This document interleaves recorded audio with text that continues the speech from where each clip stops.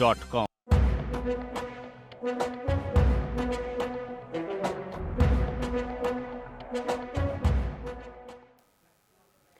नमस्कार, म राधिका तामाङ। साँझ 6 बजेको प्रदेश समाचारमा स्वागत छ। सबैभन्दा पहिले प्रमुख समाचार।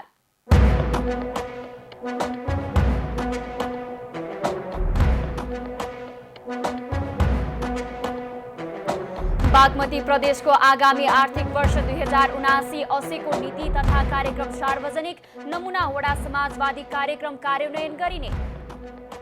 काठमाडौँ महानगरका नवनिर्वाचित मेयर उपमेयर सहित जनप्रतिनिधिहरूद्वारा पदभार ग्रहण।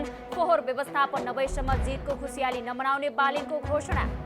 र तारा एयरको विमान मुस्ताङको थासाङमा छत विच्छेद अवस्थामा भेटियो। यात्रुहरूको मृत शरीर काठमाडौँ ल्याउने तयारी।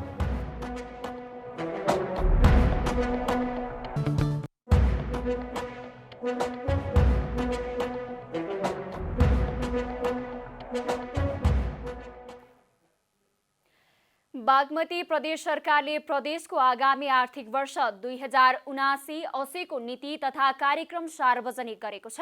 सोमबार बसेको प्रदेश सभा बैठकमा बागमती प्रदेशका प्रदेश प्रमुख यादव चन्द्र शर्माले सरकारका तर्फबाट आगामी आर्थिक वर्षको नीति तथा कार्यक्रम सदनमा प्रस्तुत गरेका हुन्।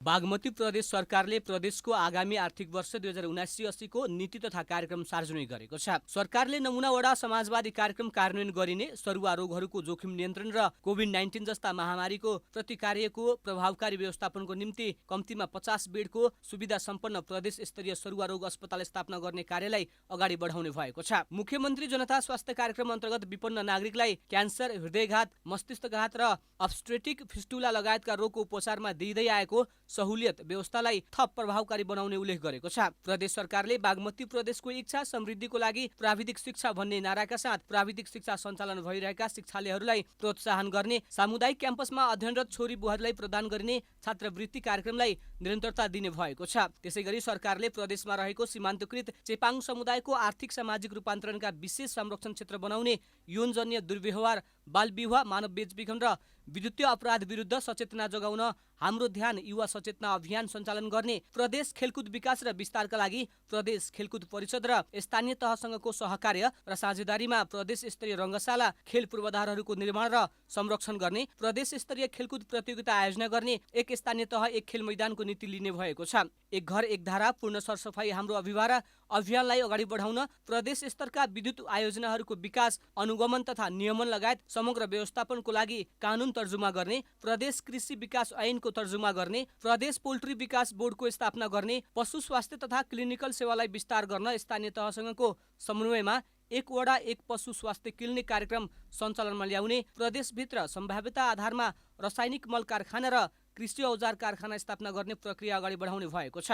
प्रदेश सरकारले प्रदेशभित्रका गरिब तथा विपन्न कम्तीमा 10,000 युवालाई रोजगारी प्रदान गर्न मुख्यमन्त्री सिप विकास तथा रोजगार कार्यक्रम सञ्चालन गर्ने, प्रत्येक स्थानीय तहमा एक वडा एक साना उद्योग कार्यक्रम सञ्चालन गर्नेछ।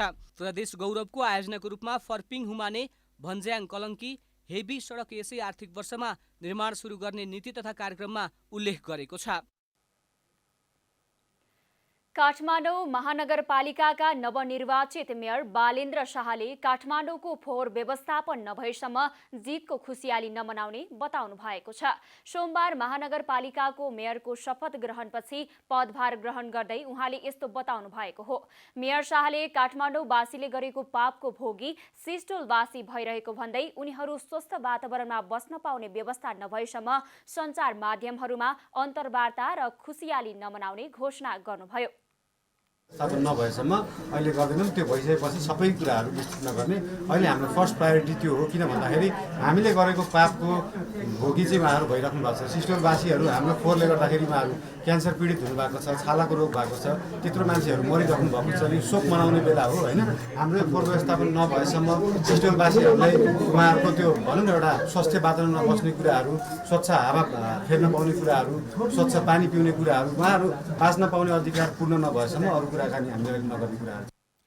त्यस्तै काठमाडौँ महानगरपालिकाकी नवनिर्वाचित उपमेयर सुनिता डोङ्गोलले आगामी 5 वर्षको कार्यकाल काठमाडौँवासीको हक, हित, अधिकार र सहज जीवनयापनको लागि काम गर्ने प्रतिबद्धता जनाउनुभयो।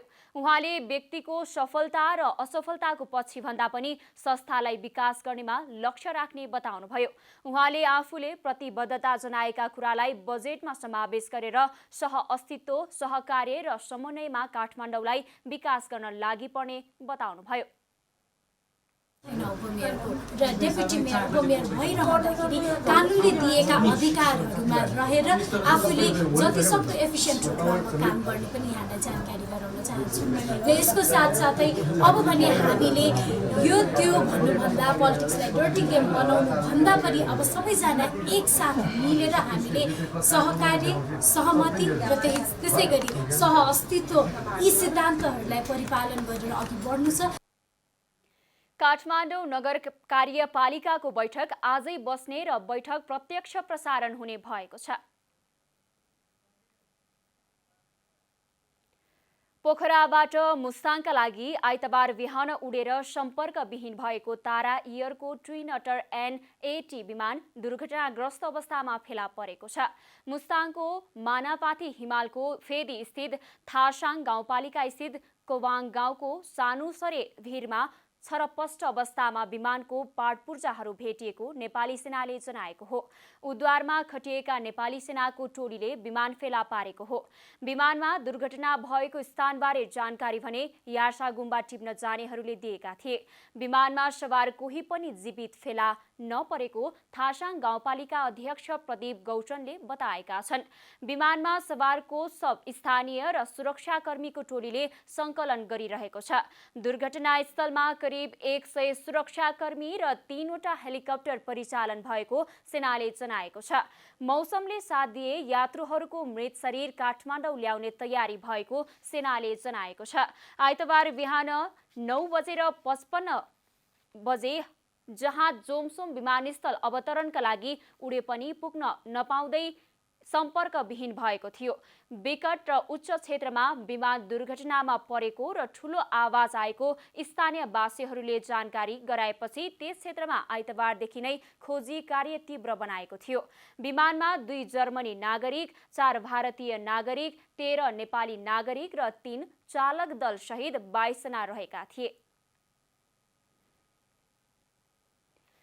सिद्धिचरण लोकमार्ग अन्तर्गत उदयपुरको कटारी नगरपालिका 14 भदौरे स्थित चनौटेमा आज बिहान भएको ट्रक दुर्घटनामा 4 जनाको घटनास्थलमै ज्यान गएको छ। मकवानपुरको हेटौडाबाट मिक्सु सोलु हाइड्रोपावरको सिमेन्ट बोकेर सोलुखुम्बुतर्फ जाँदै गरेको ना 8ख8297 नम्बरको ट्रक अन्दाजी बिहान 2:30 बजे दुर्घटना भएको हो।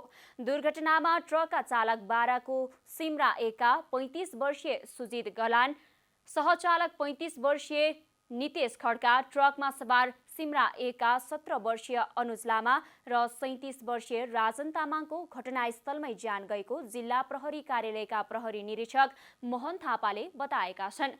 ट्रक सडकबाट करिब 100 मिटर तल खसेको छ। दुर्घटनाका बारेमा अनुसन्धान भइरहेको प्रहरीले जनाएको छ।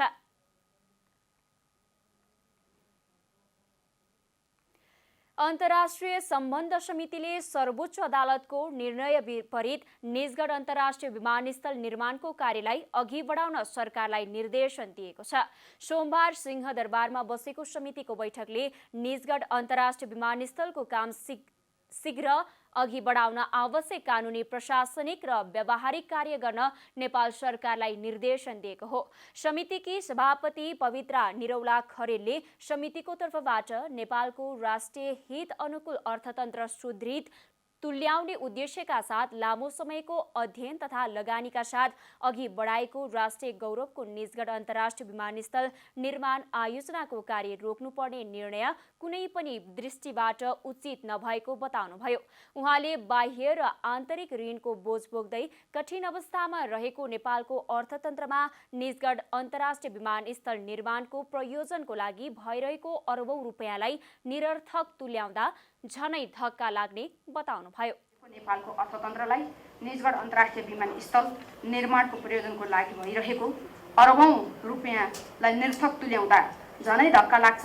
अत राष्ट्रिय हित सुरक्षा र आर्थिक विकासका दृष्टिबाट अत्यन्त अत्यावश्यक निर्माणाधीन निजगढ अन्तर्राष्ट्रिय विमानस्थल निर्माणको कार्यलाई शीघ्र अघि बढाउन आवश्यक कानुनी, प्रशासनिक र व्यवहारिक कार्य गर्न नेपाल सरकारलाई निर्देशन दिने। समितिले पोखराबाट जोमसुमतर्फ चालक दलका सदस्य सहित कुल 22 जना यात्रु बोकेर उडेको तारा एयर प्रालीको ट्विन अटर 9N AET विमान दुर्घटना परि ज्यान गुमाउने सम्पूर्णमा श्रद्धाञ्जली अर्पण गर्नुका साथै शोकाकुल परिवारमा समवेदना समेत प्रकट गरेको छ। अन्त्यमा प्रमुख प्रदेश समाचार।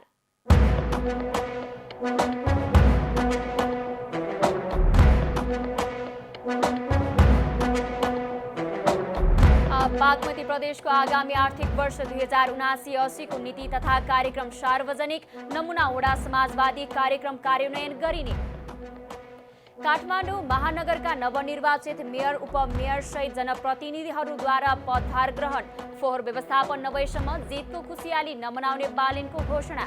र तारा एयरको विमान मुस्ताङको थासाङमा क्षत विक्षत अवस्थामा भेटियो, यात्रुहरूको मृत शरीर काठमाडौँ ल्याउने तयारी।